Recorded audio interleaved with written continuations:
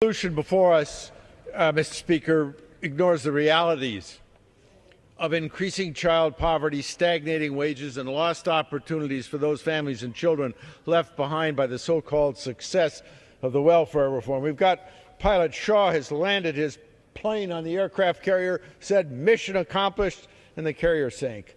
This resolution, looking at a 10-year window, ignores the disturbing trends of the last 5 years during the Bush Republican presidency. Total poverty has increased for 4 consecutive years, and more than 37 million people are living in poverty today. Child poverty has been on the rise for 5 straight years, and 13 million children are struggling in poverty today. Real wages for low-income workers have been stagnant for 5 consecutive years. Time for the minimum wage, but the Republicans don't care to represent poor people, only rich. Nearly 1 in 3 poor single mothers are not working and not receiving TANF assistance, and fewer than half of the families eligible for TANF receive it.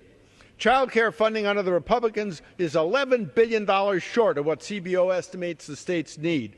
The administration funneled $2 billion alone to religious organizations. Trust me in this faith-based stuff.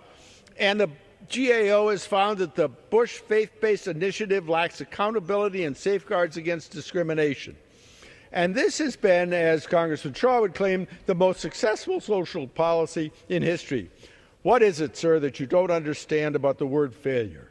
Instead of engaging in this political public relations charade, we should be working on a bipartisan basis to confront realities of poverty in this country.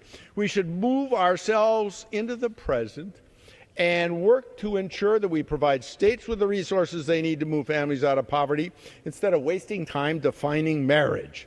We should focus on real programs that help families improve their lives. I ask for an additional 30 seconds.